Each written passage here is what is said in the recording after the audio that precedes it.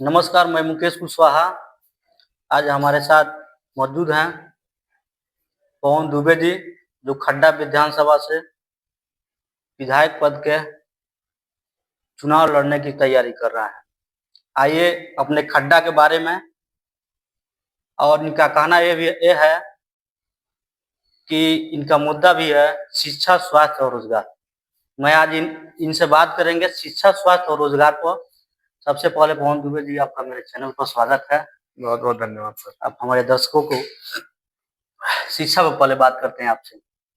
आप अपने क्षेत्र खड्डा में शिक्षा स्थिति सुधारने की आपकी क्या योजना है?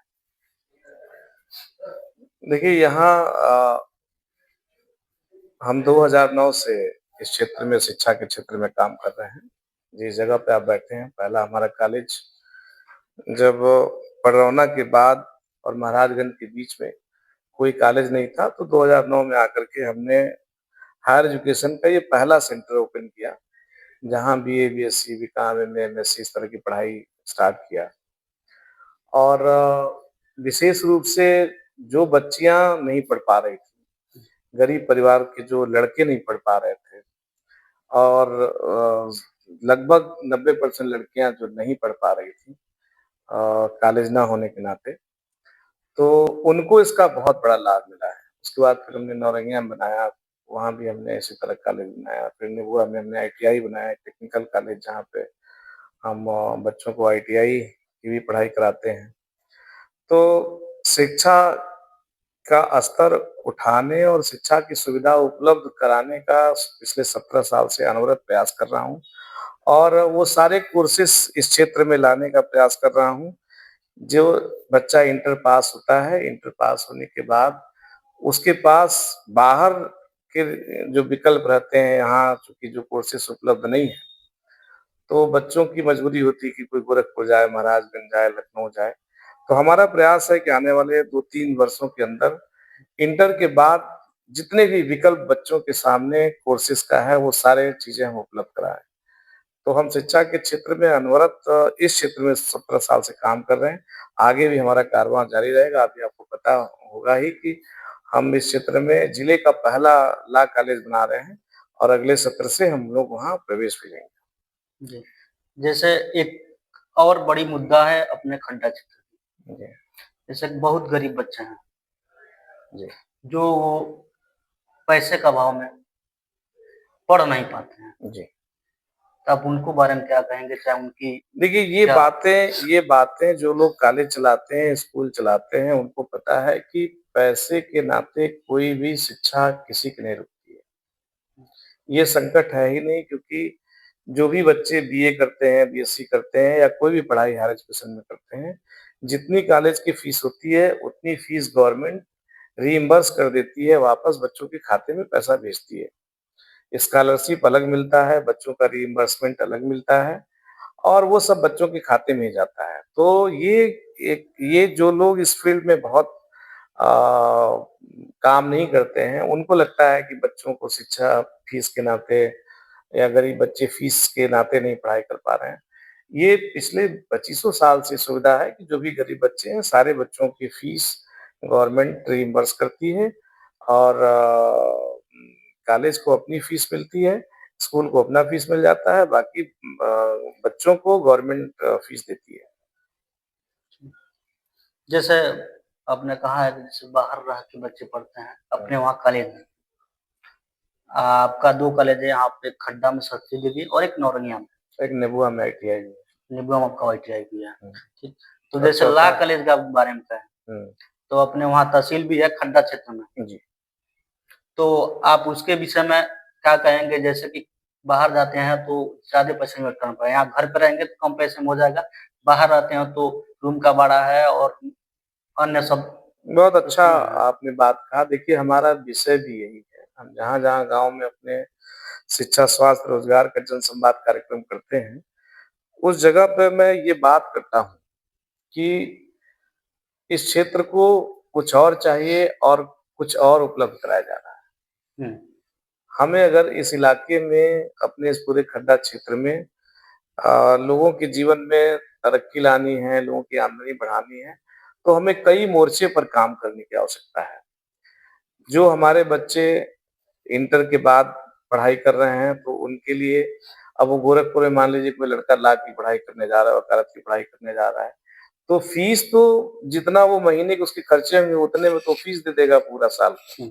अब अगर वही सुविधा हम गोरखपुर की जगह पे या महाराजगंज में निचलौल की जगह पे अगर वही सुविधा हम आज नौरंगिया में दे देंगे, तो कोई भी बच्चा अपने घर से जाकर के और पढ़ाई कर सकता है। उसे केवल कॉलेज की फीस देनी होगी, उसको रहने खाने की वहाँ कोई ऐसा एडिशनल खर्चा उसका नहीं होगा।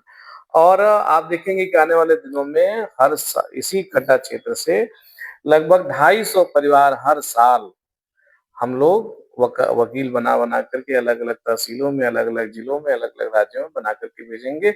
10 साल में आप देखेंगे कि लगभग 2500 परिवार में वकालत की पढ़ाई करके बच्चे अलग-अलग क्षेत्रों में जाकर के काम करेंगे। इसी तरीके की आवश्यकता इंजीनियरिंग कॉलेज की क्षेत्र में है कि हमारे यहाँ का बच्चा, गरीब आदमी आज भी इंजीनियरिंग की पढ़ाई इसलिए नहीं कर पा रहा है कि फीस का समस्या के नाते नहीं कोई अपने बच्चे या बच्ची को इंजीनियरिंग नहीं करा पा रहा है, बल्कि वो जो महाराजगंज या गोरखपुर जाकर के रहने का खर्चा है वो बहुत महंगा बहुत है। महंगा है। और अगर हम लोग मान लीजिए इसी खड्डा में या हम पकड़ियार में या मड़ार बिंदौलिया साइड में हमने इंजीनियरिंग कॉलेज बना दिया, तो क्या होगा? हर साल 250-300 बच्चे हमारे इंजीनियर बनेंगे। 10 साल में आप देखेंगे 2500 लड़के इंजीनियर होकर के तैयार हो जाएंगे, 2500 लड़कियां इंजीनियर हो जाएंगी। कब तो ऐसे तीसरा प्रयास हम लोग को करने की जरूरत है कि जैसे अभी नर्सिंग कॉलेज की आवश्यकता है। हर साल अगर एक यहाँ 100 बेड हॉस्पिटल बन जाए और नर्सिंग की पढ़ाई होने लगे, तो हमारी कम से कम 700-800 लड़कियां अलग-अलग पैरामेडिकल इंस्टीट्यूट में पैरामेडिकल के ढेर सारे सर्टिफिकेट कोर्सेस होते हैं। हॉस्पिटलों में अकाल है योग्य लड़के-लड़कियों का। लेकिन अब चूँकि कोर्स ही नहीं है, लड़के-लड़कियों के पास सुविधा ही नहीं है कि वो कोर्स कर सकें, नर्सिंग की पढ़ाई कर सकें, बीएससी नर्सिंग कर सकें, एएनएम कर सकें, जीएनएम कर सकें। या वो फिजियोथेरेपी के ढेर सारे कोर्सेस होते हैं, उन कोर्सेस पर हमारे पास कोई सुविधा नहीं, तो हर साल 700-800 लड़के-लड़कियां इसकी पढ़ाई करके निकलते, तो 10 साल में 7000 परिवार उसमें हो जाते। तो हमें ग्रास रूट लेवल पे ये काम करना पड़ेगा कि जिन चीजों की आवश्यकता है इस क्षेत्र में उसको डेवलप, जैसे आयुर्वेदिक मेडिकल कॉलेज है। अभी आयुर्वेदिक मेडिकल कॉलेज हमारे क्षेत्र में हम लोग बना दे, जैसा हम बनाने वाले भी हैं। तो हम हर जैसे ही बनाएंगे तो हर साल 100 हम बीएमएस डॉक्टर निकालना शुरू कर देंगे। साल भर में आप देखेंगे 10 साल के अंदर 1000 बीएमएस हो गए। ऐसे छोटे-छोटे प्रयास करके हजारों की संख्या में हर साल अलग-अलग परिवारों में उन्नति होने लगेगी, अलग-अलग हम अवसर उपलब्ध कराना शुरू कर देंगे। तो इस क्षेत्र को शिक्षा के क्षेत्र में हर वो कोर्स जिससे लड़कों को रोजगार मिले, लड़कियों को रोजगार मिले, उन संस्थानों की, उस तरह के कॉलेजेस की स्थापना की आवश्यकता है, जैसा महाराजगंज में हुआ, जैसा गोरखपुर में हुआ, उसी तरीके की व्यवस्था जैसे बस्ती में हुआ, उसी तरीके की व्यवस्था हमें आप देखिए मऊ जैसे जगह पे सारे कोर्सेज, आजमगढ़ में आप कोई ऐसा कोर्स नहीं है, जो कोर्स वहाँ ना उपलब्ध हो। आप कोई भी पढ़ाई करना चाहते हैं, आजमगढ़ चले जाइए, आपको वो सारा कुछ मिल जाएगा। तो गाँव-गाँव आप देखेंगे वहाँ डॉक्टर है, इंजीनियर है, हर तरह के कोर्सेज उपलब्ध हैं, बच्चे पढ़ाई कर रहे हैं। एक और बड़ी सवाल है हुँ। कि हर गांव में प्राथमिक विद्यालय है और लोग प्राइवेट में जाकर एडमिशन कराएंगे, जबकि प्राथमिक विद्यालय में टीचर लोग हैं, एजुकेटेड हैं। जी। आप जितने भी गार्जियन हैं वो प्राइवेट में पढ़ा रहे हैं, और प्राइवेट का मैं किताब देखा था, 1-2 का मैं देखा था, तो 300-400 का है, इतनी महंगा। जी। सरकारी विद्यालय में मान फ्री पढ़ाई होगा, तो फ्री पढ़ाई होगा तो क्यों लोग प्राइवेट में भाग रहे हैं? बिल्कुल, ये बहुत अच्छा प्रश्न है और बहुत जमीनी प्रश्न है। देखिए, लेकिन वही ये समस्या एलकेजी से लेकर के इंटर तक का है। लेकिन जैसे ही आप ग्रेजुएशन में आएँगे, तो हर आदमी चाहता है एलकेजी से लेके इंटर तक तो अपने बच्चों को लोग प्राइवेट स्कूल कॉलेज में पढ़ाना चाहते हैं। लेकिन जैसे ही बच्चा ग्रेजुएशन किसी भी तरह का, चाहे वो इंजीनियरिंग की, मेडिकल की या आर्ट्स की पढ़ाई करना चाहता है, साइंस की पढ़ाई करना चाहता है, तो सब लोग चाहते हैं कि हमारे बच्चे को गवर्नमेंट कॉलेज में जाए। अब ये एकदम उल्टी बात है कि हम एलकेजी से लेके 12th तक तो हम चाहते हैं कि हमारा बच्चा प्राइवेट में पढ़े, लेकिन जैसे ही हम एलकेजी से 12th के बाद हमारा बच्चा है, कॉलेज की पढ़ाई उसको करनी है, उसको ग्रेजुएशन की पढ़ाई करनी है, तो चाहते हैं कि गवर्नमेंट कॉलेज में जाए। इसमें एक बहुत बड़ा चेंज है।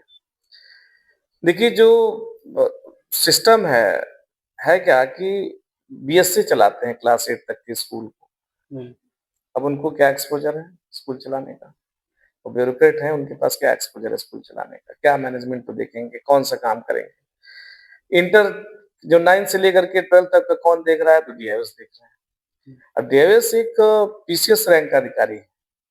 अब उनको क्या कॉलेज का एक्सपोज़र होगा? क्या कॉलेज में क्या करिकुलम पढ़ाना है? क्या एकेडमिक स्ट्रक्चर तैयार करना है? कैसे स्कूल में पढ़ाना है? कैसे कॉलेज इंटर कॉलेजेस में पढ़ाना है? सिलेबस किस तरह का होना चाहिए? उसको डिज़ाइन करने वाले लोग कौन हैं? अब समस्या ये है कि टीचर्स जो हाई स्कूल इंटर में पढ़ा रहे हैं, उनके पास उस लेवल का फ्रीडम नहीं है, उस लेवल पर कंट्रोल नहीं है, मैनेजमेंट उनके हाथ में नहीं है। उनका कंट्रोलिंग सिस्टम वो लोग कर रहे हैं जिनका एजुकेशन के सिस्टम से लेना-देना नहीं। अगर इसी काम को जिले स्तर पर कोई एकेडमिक आदमी को बिठा करके ज़िम्मेदारी दी जाती, तो कॉलेज का मैनेजमेंट भी देखता, स्कूल का मैनेजमेंट भी देखता, एडमिनिस्ट्रेशन भी देखता और उसको पता है कि हमें किस लेवल पर स्कूल में चेंजेस करने हैं, किस लेवल के ट्रांसफॉर्मेशन करने हैं। जो बीएसए हैं या डीआईएस हैं, ये लोग क्या करेंगे, ये फिजिकल इंफ्रास्ट्रक्चर पर ज़्यादा काम करेंगे कि बिल्डिंग अच्छा बना दो, कुर्सियाँ कर दो, टाट हटा दो, मेज़ कुर्सी कर दो, ये सब कर देंगे। बट उस बच्चे को टीचर जो क्लासरूम में पढ़ाएगा, हम्म, उसकी डिजाइनिंग, उस पर कंट्रोल, उस पर मैनेजमेंट इन लोगों के बस का नहीं है। वहां जब तक कोई एकेडमिक आदमी नहीं बैठेगा, जिसका एकेडमिक बैकग्राउंड अच्छा हो, वो आए उस फील्ड में, जिसके पास 10 साल 20 साल का एक्सपोजर हो स्कूल टीचिंग का, प्रिंसिपल का, वो अगर आते हैं तो वहां उनका एक्सपोजर बढ़ता है।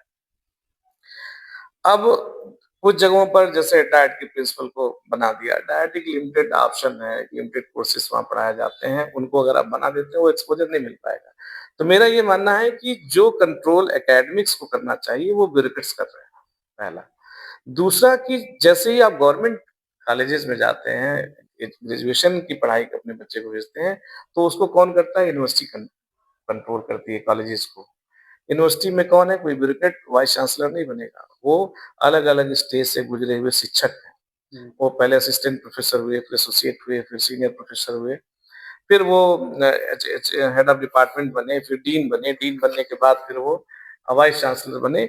अब जब वो पूरे एकेडमिक प्रोसेस के सारे चीज़ों से गुजर के वहाँ बैठे हैं, उनको पता है कि किस तरह की डिज़ाइनिंग करनी है, किस तरह की चीज़ें करनी है। तो गवर्नमेंट ओन्ड यूनिवर्सिटी को कंट्रोल कौन कर रहा है? एक एकेडमिक कर रहा है। एक ऐसा बैकग्राउंड का आदमी कर रहा है जो टीचर है।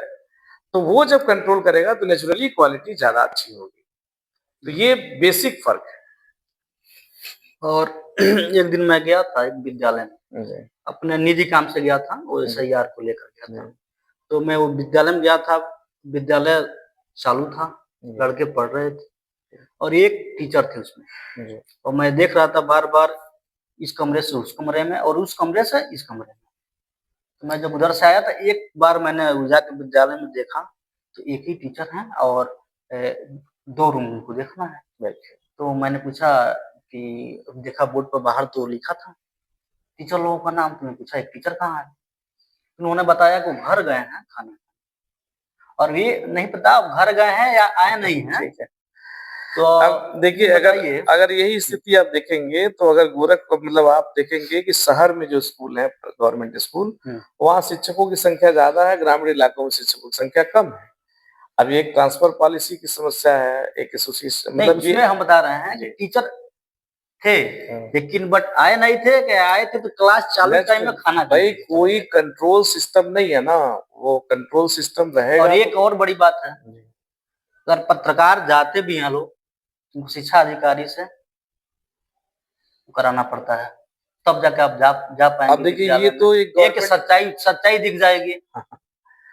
अब ये तो देखिए क्या है कि गवर्नमेंट की पॉलिसी है, उस पॉलिसी पर मैं ज़्यादा नहीं बोलूँगा, लेकिन हाँ, मैं इन चीज़ों पर बोलूँगा जो स्ट्रक्चरल चेंजेज़ होने चाहिए। स्कूल आप जिस दिन एकेडमिक्स बीएसए होने लगेंगे, जिस दिन डीआईएस होने लगेंगे, उसी दिन प्राथमिक विद्यालयों की, गवर्नमेंट कॉलेजेस की स्थिति बदल जाएगी।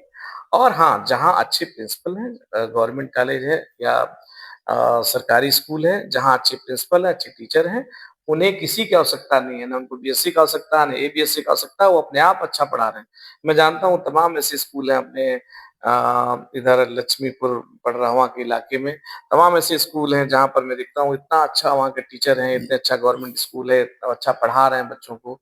ये व्यक्तिगत तौर पे क्या है कि जहाँ लोग जागरूक हैं, अच्छे टीचर हैं, वो पढ़ाना चाहते हैं, वो अपनी व्यवस्था बना के अच्छा पढ़ा रहे हैं। सिस्टम मैंने जो बात की वो सिस्टम की बात की। इंडिविजुअली कोई अच्छा कर रहा है ये उसकी अपनी व्यवस्था है। लेकिन अगर हमारा सिस्टम एक एकेडमिक कंट्रोल करे तो पूरे जिले में जो स्कूल कॉलेज है उनकी व्यवस्था में बहुत आमूलचूल परिवर्तन हो जाएगा।